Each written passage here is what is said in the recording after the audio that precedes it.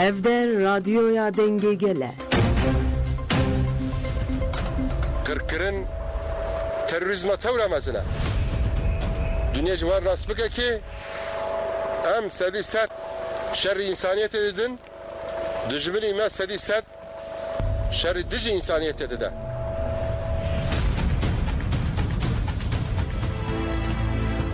بله روز باش گهدارن هجا از مدنی فرحوش رادیو دنگه گل روز باش و ایرو امی بتایبتی لسر کمپلویا کو 26 سالن دوام تکن راوستن جبر کو دهاتا آرمانش کرن کو به کمپلویا کردیشی ریبر عبدالله اوجلان هاتا کرن تفگر آزادیا کرد کردین شیار کردین ولات پاریس نبکن یعنی کرکرنا گلی کرد بیگ بینن و جاردن دگورا بتونی دا مدفون بکن نهال جمع حواله خیری چلیک ہے الملی منی راسته الملی منی چپ پیجی کارزان علی عثمان هیا امی میوان خورا لسر روشا ایرو و گشتنا پشتی 26 سالان راوستن حواله خیری تب خیراتی حواله کارزان تیجب خیراتی و امی لسروی مجاری راوستن و از ناخوازم دریش بکم جبرکو مجار براستی چکه گلی گرنگه و گلی کی جدیه جبرکو نها شر سیامین یه جهانه کل کمپلو دست بکر لروجلاتا ناوین و جهانه بلا بویا و گلی کی گرنگه و پیوسته کو کرد و روشنبیرن کرد روزنامه‌وان کرد به جدیت کمازن لسر وی شر سیامین یه جهان راوستن و کمپلو کو انجام و کمپلویا به راستی بنرخینن و بکنا هاونده و باش بنرخینن کو گلی کرد کاربیت کوشنا خوا دوام بکی و آزادیا ریبر اوجلان بکی آرمانجا خوا نهاجی که ام دخوازن کو دنگی ریبر آپو گهداری بکن و پشترا امی وگرن سر پرسی خواه با میوان خورا با آخر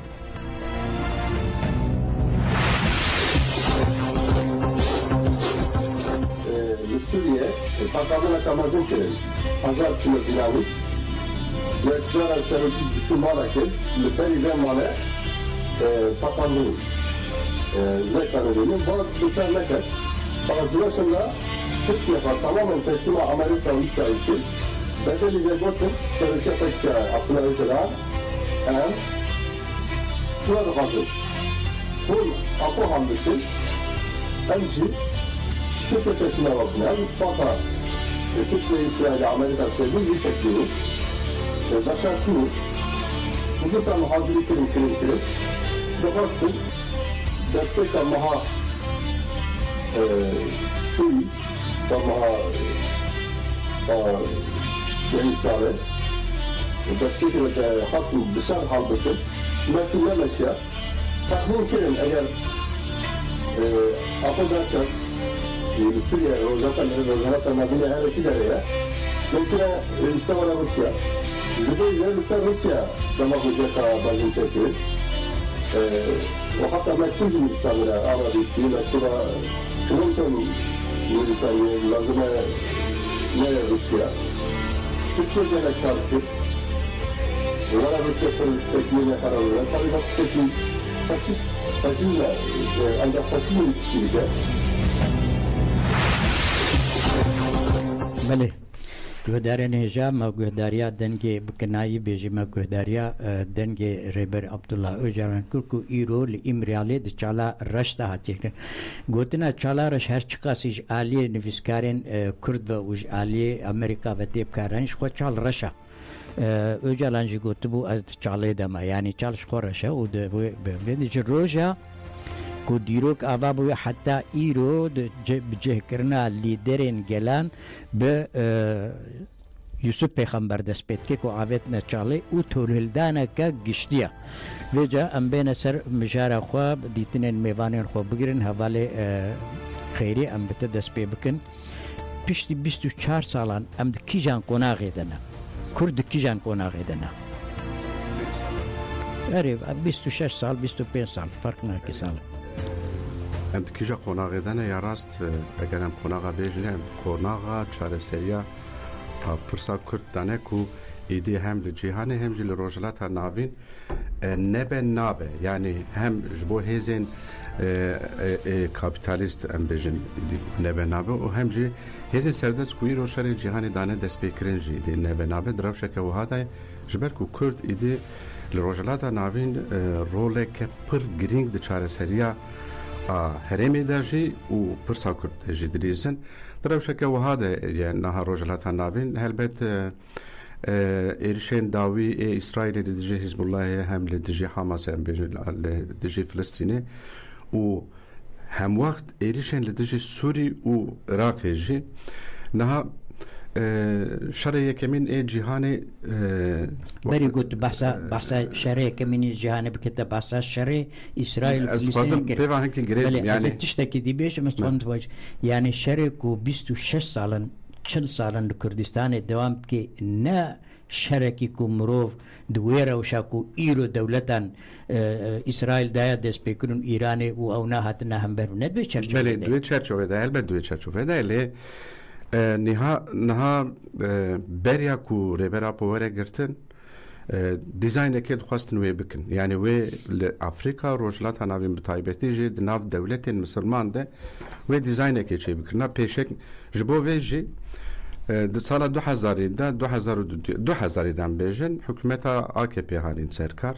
طایب اردوغان پیرا بازار کردن گفتن ته اسلاما نرم ته تمثیل بکی اولوی گوره دیزاین کی بکی لترکیه جبو کو به مینا جبو ولاتین دنان لدور دا رولا کردا چبو رولا کردا و اساس وقتا کو سروکاتی د 1998 دا نچار کرن روجلاتا ناوین درخستن اساس شو اف ارمان شبو او د فکرین کو وک بری دی ساوی چاوا به مثلا سروکی کردا لیدر کردا وقتا د گرتن تفګر ابوان راجته دشو له حساب کی شاش کربون جرا یکی د دیروکا کردستان ده تفګر ازادیا کردستان نه لسر اما چند کسا لسر بنگه که کو کور هاویتن لسر بنگه که ما صدقه که لسر بنگه که کو مثلا ایدئولوژی که خواه هبو عالیه که خواه عسکری هبو عالیه که خواه جواکی هبو و هر کود چو دناف جواکی در راه خواه بردن یک اف یاد دوی اجی ایدئولوژی که کو نه تنه پرچه یک دکر آرمانج همو بشه کردستانی خستن آخو مثلا ام بیجن تفګر آزادی وقتا کو گریلای که آگری شید کن ناسنامه نرن جروجلات درد کد آنجی جروجاوا آنجیش باشور کردستانی به وی آوای به هزاران شهید هنه اف قرکتره که نتوی بخورا آفراند ام حتی سال 2000 وقتا کو هات ایدی بنگه که پر خورتانی بو نه پیواجویا بهار عربا وقتا دست بکر تفګر آزادی چکر لروجاوای کردستان 2011 بریاوی جوخا آماده کرد هبو چکر لوی درکت نوا تفګری چونکی پیدویا به تفګری جی ایدی به سیستمی که هبو سیستمی که خواب ده در هبو خواب ده در هبو اوی سیستمی جی بنگه هاوی لروجاوای کردستان هاوی بریاوی 1991 کو هیزن کاپیتالیست اساس سیستمی که لگورا خو آوا کرن باشوری کردستان هبو سیستمی که فدرال هبو لی مخابن دو تفګر اول کارزان چیتر دزانه دو تفګرین کلوی در سردست دنیا نه که پده که لگورا برجواندی اگل جی کو تفګرن لگورا برجواندی دسلاتا آنجی مالواتی تفګریان باوای که وقتا مرو بفکر نل گورا برجواندی اگل بو 2011 وقتا کو پیواژویا روجاوا دست بکر شرل دجی داعش دست بکر اف جبو گله کرد بو فرسنده که گله کی مازن جبو تفګر آزادی جهل بو گاوه که گله مازن جبر کو تفګر آزادی د ودره د خو ifade کړ ریاست یمین کو امه قلاوی بکن دفرادا خدا در مستعد يعني سيستما كو مودرنيتي ديمقراطيك در يعني مثلا ريبرا بو بشتي كو هات كاتيجورتي او تفكرين كوي دنگ ورنگ خوي دي وندا بك تفكرين كوي تمامي ارماجا كومبلوغرام بله ارماج او بو ليچبو فكرين ريبرا بو ل روجاوا شيمبربون فكرين ريبرا بو ده 1909 يكيدا نودو نهاندا ببوره وقتا هلبجارتنين هرمی دا 26 شارداری به دست خستن خدا در سیستما مدرنیته دموکراتیک چما کنفدرال چیه چنینه خدا در دورادا درکت حساب بکن لباکوری کردستانه مثلا میناک بدن نود النها 26 شهرداری به دست خست افتگر نهایتinde انجام شری 2014 دا هجمار درکت هفته و چهاره 2009 ev hejmar derket 101 şehrdari Bakurê Kurdistanê bi yek carekê bi dest xist. Ev aliyê têkoşîna demokratik aqada legal bû. Mesela ev encam li aliyekê Rojava. Em ê wî alî nazavalê karzan ji kê yani wexta marûvana de berçavê xwe yani giringiya modernî mirov bi rastî distekine pir pêşketinê niha hevalê karzan hevalê xêrî ji kê behsa wê nakir lê ew komplogerên ku li dijî rêber Öcalan pêşî ketine nava tevgerê de piştî hişmendiya ku rêber Öcalan got em federasyoneka giştî rojhilata navîn jî kê karin ava bikin û ew federasyonê jî wê ji Yekîtiya Ewropa gelekî bihêztir bê li Dublînê biryar hate girtin ku komplo bêne çêkirin lê hevalê xêrî balkişan de ser rewşa başûr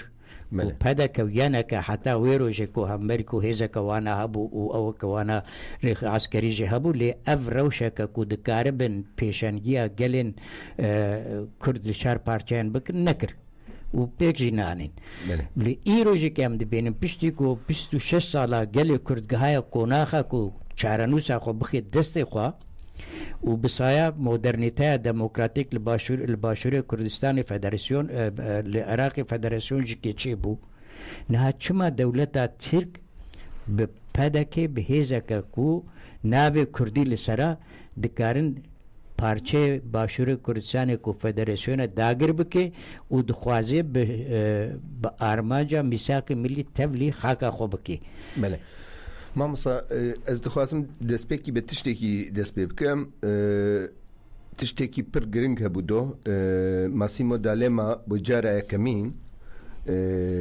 yani etirafekî nû kir di vî etirafê de pir rahet dibêje D'Alema dibê Bill Clinton di dûnema ku rêber Öcalan diçe digihîje axa İtalyayê de dibêje kî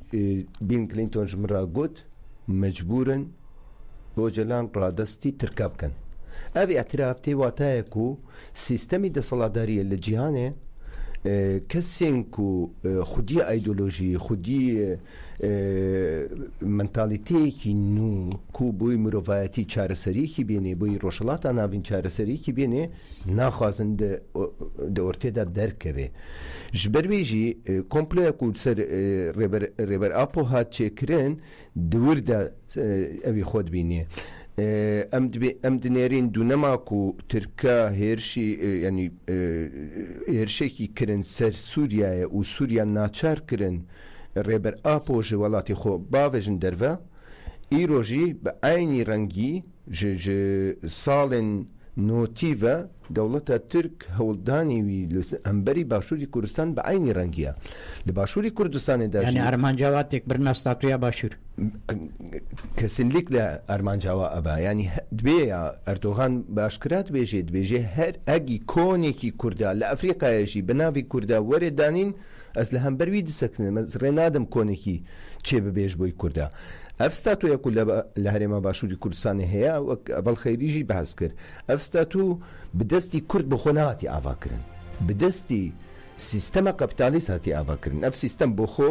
هنگ آنینا دانیه ویدره نافله کریه گویی ته ریوبرتیا وی هرمه دکی. لی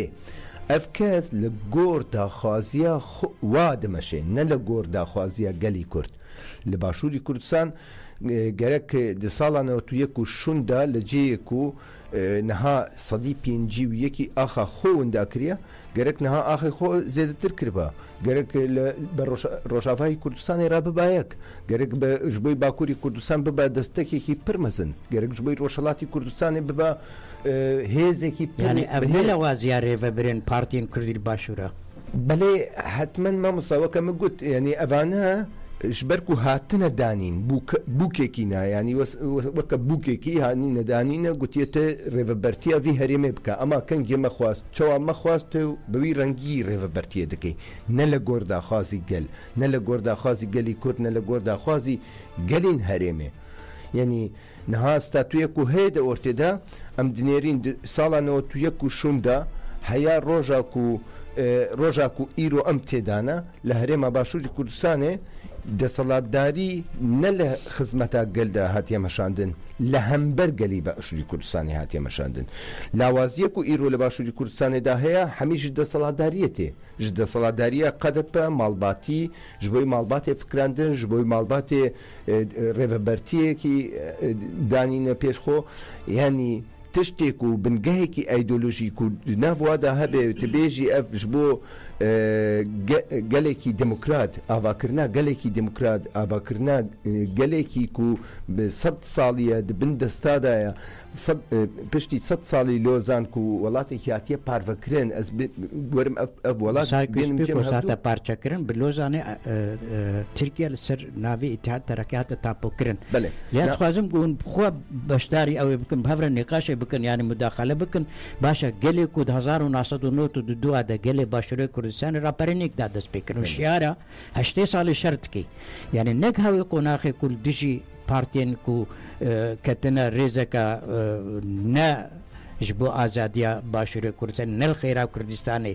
nikarin dijwana şer bikin bilê ez dixwazim vî bêjim na li başûrî Kurdistanê de mudaxeleyekî bevî rengî hebû ser rêber Apo di sala 1990 da bi seda kadrî başûrî Kurdistanê li akademiya xwe perwerde kir li bi seda welatbarêza چون دیمەشقێ لەوێ دەرێ لە ئەکادمیا سەرۆکایەتی دیتن هەفدیتن چێکردن ئاژی پەروەەردە دیتن وانە بەگەڕیان نافساحا باشووری کوردستانێ باشووری کوردستانێ سیستەمە دەسەڵاتداریە جیانێ و پارتیان دەسەڵاتداریەک و لە باشووری کوردستانێدا هەنەک و هاتنە دانین وانە لە هەمبەر خۆت ترسێکی مەزن دیتن ji ber wê jî binêr heya roja îro هەما بەحسا پر دوور نەکەین هەیە بەری چەند ڕۆژاشی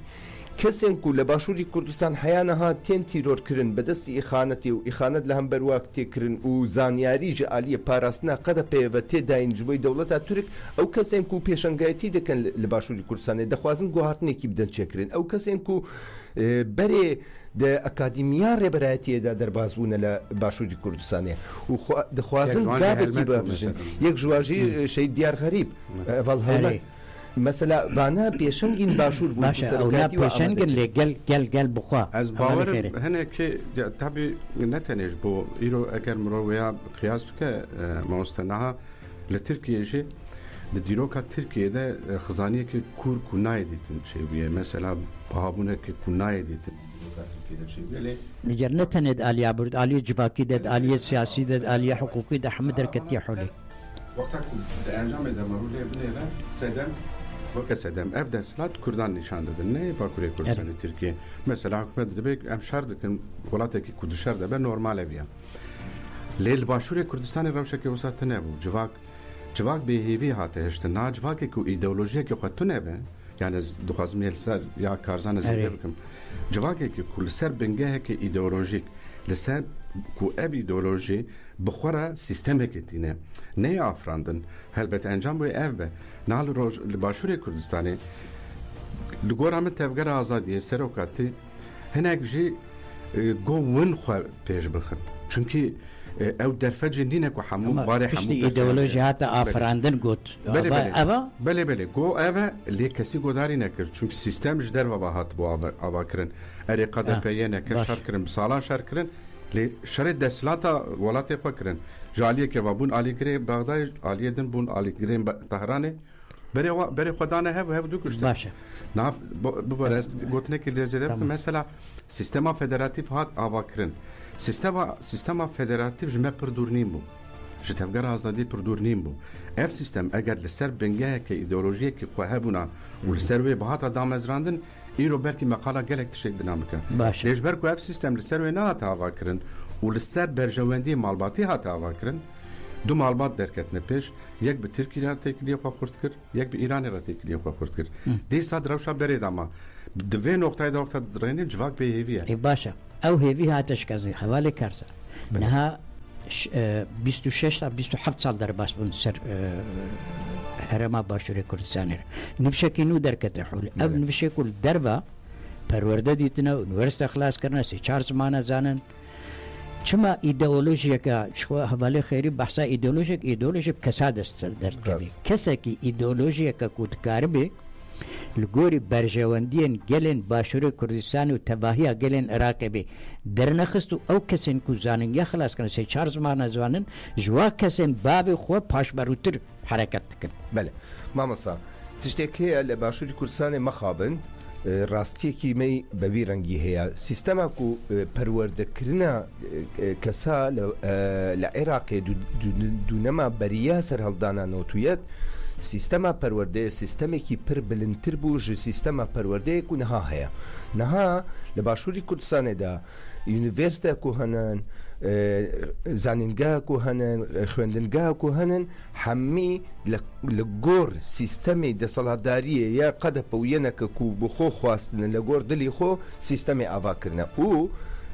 دانینا پرورده کو هیا لباشوری کردستان آستاوی پر نمستره ج آستی بره آدن کسین کو ج دروژی دخوانن دخوازن گوهرتنی کی چکن دخوازن لباشوری کردستان دا بخوازن گاوه کی باوه وری آویتن یا جی پیشنگتیه بکن ریبوانه داینین کسین لیک لباشوری کردستان نها هر کس بحثا آزادیه بکا آزادی نکوتنیا دبن سفره دایا کس نکاره نرینا خو بشه معناوی نینا تونه یعنی کس نکاره نرینا خو بشه از میناکی کوی پر راحت دکارم بیجم لبهدینان روزنامه‌وانه تنیا جبر کو چویه روزنامه‌وانی کی چویه به گریلا کی را صورت کشاندی د سالی 95 96 چویه سری چیا هفدیتونه کی چکریه به گریلا کی را او هفدیتونه خوشی پروا کریه د روزنامه دا روزنامه فرمیه او جی روزنامه‌وانه د سال 2022 دا قد په وی دګری سروي هفدیتنه وی د خاص زندان ده افتی پرواتای دا نشاندان یعنی لهرما باشوری کردستان دیکتاتوری کی مالباتی برود چه اف مالبات بیجه کی جدر و جغنجی من کو یک بخواسته گاوه کی با بیجه جبوی دسالتداری من لق بکا از ریناد دسالتداری خوشی نپارزه هزن ترکیه از گوتنا خو بیجم تاوکا هزن ترکیه کتنا دسالتداری های تک دبن یعنی چما خاکا خو نپارزه او بخوی کشکشاندیا بخو ترکا آنیه نا ناوی بیت کاری بیت ناوی چلی خانت دخوازم تشتکی یا کارزن زیبرکم نا فیلسوفه که دبیجه اگر د کوشینه ده د پیواجویا د پیواژویا تیکوشینه ده د پیواژویا تیکوشینه ده دبیجه اگر هون گوهرتنه که دناوا خدا چه بکن هون سرکفتی بینجی دیسا دبن کوپیا دجمنه خواه اساس در ریوبریا باشور وقتا تدنری روشه که بوی آوائی هیا سیستمه که خودتنه هیجی سیستم عشیریه هیجی ام بیجن هیزه کوانا لشکری یا هفپارتونه هیجی پاراستن ام باسا پاراستنه دکن پاراستن ام دبینن که دبن امری مسرور دایه یعنی پاراستنه که وانی هفپارتنه هیزه کوانا نتوی که قرکتره که نتوی بدتنه اوانا تف نرخین ریوه برنه نها ریوه بریه که خواب اسبره عشیره ویچاقه اردوغان به آلین ترکیه و پیشوازی بکره مویاد دی بریا چه چونکه خود داویجه عشیره یعنی عشیرتی هاو قصیب کفنه پرست نینا جواب پیشکتی اوانا دی ساجه دا عشیران دا وقتا ولاته کیدن آنجی هیله کیدن ایله کیدن وقتا سروکی و آنجی سروکی دولتی وقتا کوهات وکا عشیر شورا سرکفتی دی بینن جبونه جی مثلا گلک پیدکی هنه او سردان AKP کی اساس عالی دن و امبنرن اساس اردوغان چو برلینگ برزانیه اساس gerek مرو بوی هوای شروع یعنی بگوتنه کردن چو برلینگ کردا جبو کردال همبری کردا بکار بینه برنگ عشیرتی وقت نزدیک دبی انجام اوه خود سپیرته لیت زیادتر خود سپیر وی دجمنه یعنی وکا بیردوزا کو گلیم بندستم عاشقی کجری خونه اره راست شو اوه بیردوزا که گلیم بمنطقه عشیری وقت تفدگرن ببینه و ایدی جواک جی لوی گوری تفدگره هشمندیا جواک جی لوی گوری تفدگره مثلا حساب کت بیکران نقاش که ایدی آلا کردستان لوی دری دالقاند یا آلا کردستان دالقاند پکی بود چه یعنی چه قیمت اوه هیا و آلا کردستان کریه پاچکه کدانی برلینگ باشه هم دوی چرچد بین باکر بله نهال باکورجی که بیان روشک جدا هبو تیکوشینک هبو گلک پارتی سیاسی پیکاتن لی نفشه کو درکت پیش هم پارتی آوا کرن هم تیکوشین کرن پارتی آهات نگرتن دیسا تیکوشین کرن اما işte fark و جوازی دورada ماموستا نها نفشه که کل سر بنگه نتوا دموکراتیک پیش که جدایه نفشه که کل سر باسا نتوی نه کرن لسر سیستما کاپیتال پیش بکوه و که خواه بسپیره عشیرتی جدایه نه فرق و جدایی ها دنابره دا اوه حساب کن باشوری کردستان دریویش همو جهانی را وکریه نه امبارگو هی نه تشتک تونه روژاوا tam berovaji çar ali dijmin rojane peyrişanlar rubruye u ambargoyu ki kunaya gotil serhe le çıkır mesela asaz rojava evji çava ku serokati xisne hücre ki veke çalaraş ku tebnafkir asaz rojava ji de cihane da vakta ku emled nerin asaz xwastin bibe çalaraş le rojava çıkır xwast parti heza xwe hem heza askeri hem heza abori hem bingeye ki شكر نهال ولاتك وقتها من هالبريني جولي راكن وجفا خو بسبيره چه باشا نه هالبريني كي وصا افران ديال ويدري كو كاره چند ولاتا خودي بكنه بله پترول او هنجل چلي حواله کرتا باكور وقت تدريني مگوت يا نودو نها وردا بتايبتي پشت کو تفگر آزادی قال كي خو هن كي گوهر و گراني دا سر تيكوشينا ديموكراتيك اف پیشکت بفين نبید او نفشی دناو دا دگیجه مثلا شارداری هم پچوک نبینن هر شارداری بخواه نوید پرورده آوا کرن هر شارداری بخواه هر چقاز بقانون دولت ترک بگیره دای بجی دا آلی خواه پیش خست ام بیجن او تنه یعنی دفرادا جی ما حقاق تشتکو نبدلی جواکی بو هبون لی اگر آلی ترکیه صدی صد به آلی کرده صدی 10 بو جبوه جی خرابی هبه جی دناوا خدا دکاره پاکش بکه لی اگر پاکش خرابی وکه باشور کردستان حمود بن فرمانا یک کسی که داره yani partiye ki le mesela ne tanımar başarı Kürdistan'ı tanır çar parçayın Kürdistan yani vali karzan yani o peşketinin ku ne teva ideolojiya ku öcalan destnişan kir ketne nava tevgire de u çar parçayın Kürdistan'ı juan çuna nava şerij bu azadi yani başarı Kürdistan'ın beşi ne kirin le juane wana kirin چما بشه دنج هنک پارتی کتنه والوازی او کماسین کو دوی پیوژو دا دستک ندانا تفگر آزادی کرتوگل نه لدجی هلوستا باشوری کردن را پاشفارو دجبری نشان ندان بله ما مثلا تشتكي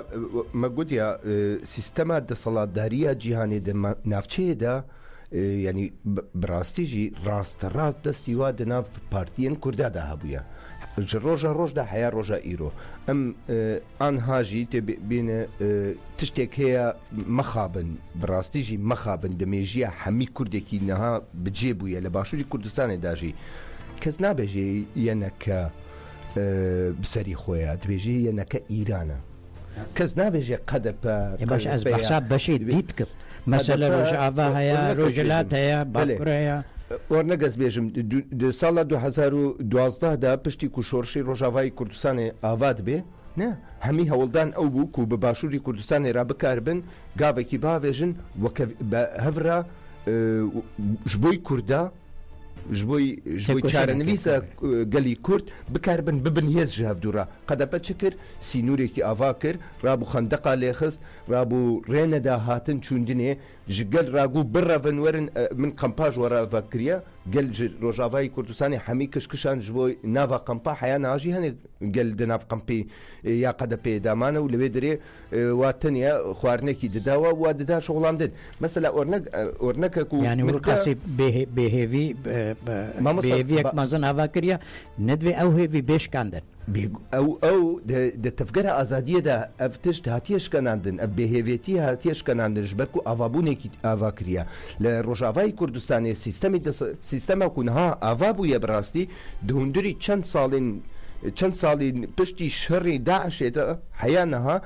هەرە لێ بنێرە گاوێک و لە ڕۆژاوای کوردستانیدا ئاتی ئاوێتن دە 33 ساڵ حکومڕانیە دەسەڵاتداریە باشووردا ناتی ئاوێتن ئێف پڕمەیمە لە باشووری کوردستانی نەها بێژە ئافتنێ بێژە کارەبتنێ بێژە مەعاشتنێ بێژە کارتنەیە هەلبەرینتنەیە تیجارەتنێ هەممی تش دەبن دەسەڵاتداریە ماڵباتێکی داهاتیە گرتن ئەمە لە ینی ئەو ماڵبات بوو چێ بوو ینی بێژم منها تەبەرچێدن مەسەلا 2022 لە ڕۆژلاتی کوردستانی و ئیرانی گەلەمپەریا ئیرانیشدا بەرخۆ هەرێمی بەلوجستان و پێشەنگیاوێژ ئاساس بەلوجستان و کوردستان دکە مەسەلا لێ درێوەکە شۆرەشێک ئافراند و لە جیهانێژی دەنگ بەدا ئیرۆژین ژیان ئازادی ئەمە بێژە لە هەر دەرا جیهانی دەنگ بەدای ئاساس ژن ژیان ئازادی لە ڕۆژاوا دەست پێ کرد وەختە و کۆبانێ بسەر کرد و لە ڕۆژاوا دەوام کرد 5 دقیقەمانە ئەمە بێنە سەنێکی سەر تەجریدێژکی ینی بژارەمەشکانە تەجریدەیە نەها ژن ژیان ئازادی لە جیهانی دەنگ بەدایە و ڕۆژلاتی کوردستانی تەمسیل دکە ئەف تەمسیلیەت خۆ دەسپێرە نەتەوە دەموکراتیک لە ئیرانێژی سیستەمێک خەڵکی ئیرانی کوردستانیین لە ئیرانی چ دکن سیستەما خۆ پێشکەش دکن تمام یاکوتنە باشووری کوردستانی ئەوایە ji بۆ gelê Kurd tê باشە وێ درێنینە لێ jî هەواڵە خێری ئەم بێنە سەر ئەوێ تەمام لورنینە لێ باکوور دەربەی وڵات تێکۆشینەکە گەلێکی مەزن دژی تەجریدێ تێکرن تەمام ئەمانە بەردن ماڵباتە بەزانی حوشەکە ئاوا تێکۆشینە هەری مەزن بۆ لە دژی تەجریدی ئیرۆ لە ڕۆژاوای کوردستانەیە ئیرۆ لە باشووری کوردستانەیە ئیرۆ لە ڕۆژلاتی کوردستانەیە هەر کوردێک دەربەی وڵاتە تابێ و لە باکووری کوردستانی و لەوان وڵاتێک و ئەمیرۆ لێ دژین چونکی gelê Kurd li ku derê hebe îro li dijî têkoşînê tê dikoşe sedema wê jî bi Kurtayî ez bêjim sedema wê ev e gelê Kurd êdî naxwaze lîderekî xwe daleqîne bê daleqanin an jî bê kuştin di destê dijmin de bê dijmin de yek ya duya ev lîderek û kare civaka bi rêve bibe dîzayn bike rê nîşan bide lîderekî îdeolojîk e ku kare rê nîşan felsefeyekî xwe heye ku kare rê nîşanî civaka bide ne tenê civaka Kurd İro mesela iddiaya tevgara azadi çiye dibe reya seyemin ne? Reya seyemin li Bakurê Kurdistanê jî îro siyasetmedarê Kurd kul meclisa Tirkiye tê dikoşin jî her roj li meclisê hê do jî pêşkêş kirin îro Tulay Hatîmoğulları wê baxwe dîsa pêşkêşiya wan reya seyemîn e. Reya seyemîn çiye reya seyemîn netewî demokratik. Esas bu Tirkiyecike gelgi civaka Tirkiyecike başa li nakin. Ji bo vê jî îro tevgera li dijî tecrîdê li her derbêhêze. هر نهاية أنجامي ولی کارزان نه ولی خیری بار سکر کو لدیجی تجدید التواهی جهانی تکوشین کیا نتنی لباکور و چارپارچه یعنی شیفتو نه خلات کرین نوبل اگر ایرو لدیجی تجدید کاربن نامه کی بنفس اب هلوسته که گلک جدیه یعنی باروین جهانی حقوق ناس جهانی سیاست مدارن جهانی وکالت خیری گفت خلات گرین نوبل دسته دنگ خو بلند کرن لی او سیستما کو ریبر اوجالانجی گفت کو چالا مرنه از جه کرما نهتش کاندن یسدم چیه زنی ما من دسپیکی دا اوی ماسیمو دالیما بحث کرش بونا کو او به لا او گوتنین ماسیمو دالم د پرتوکا کو اوش نویس نلسن ناوی خو او سروک امریکا بله بین کلینتون بخون بیش دور ده جهایا بله نه قصبه چیه یعنی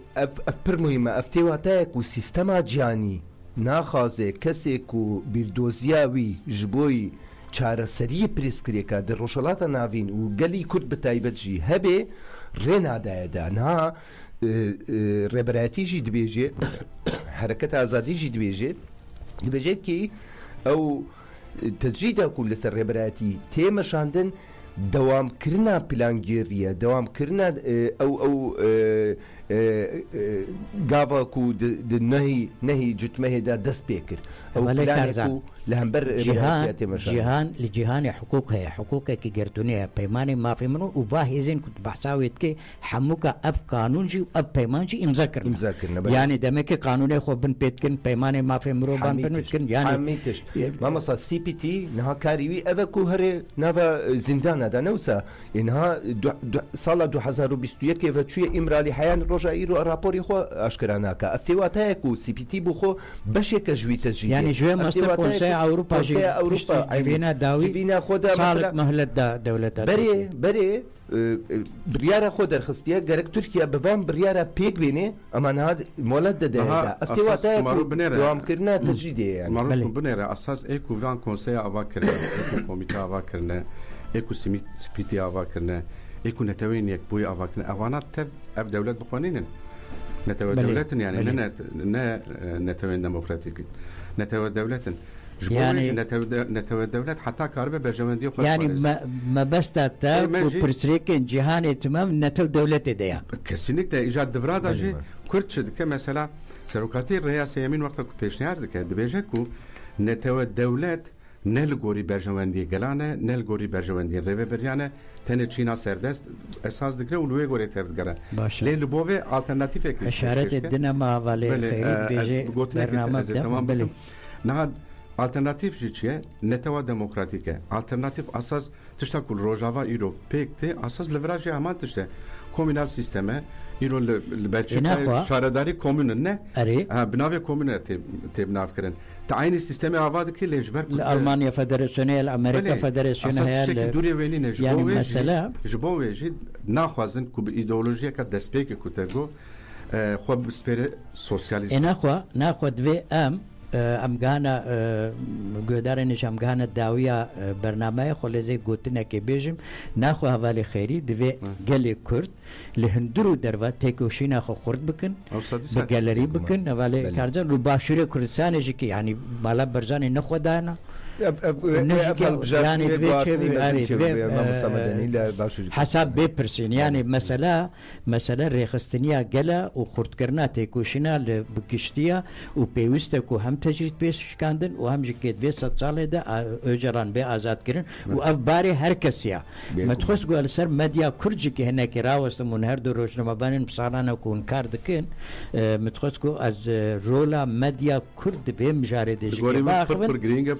وش خود لیزه اما سبادس بدیسا دوی مجارده باخون از گله کی سپاس کم و دارن هشام گانه داویا برنامه خو حتی جاره کدی من خیر و خوشیده دم باش فكري ريبار آبو فكرة مروفاهي قشتية وجبوي مروفاهية بقشتية جرق دكي مروفاهي لريبار آبو خدي دركبه آزادية فيزيكية ريبار آبو أركك أخلاقية يا مروفاهية بقشتية آزادية فيزيكية ريبار آبو تمام كرنا آزادية مروفاهية بقشتية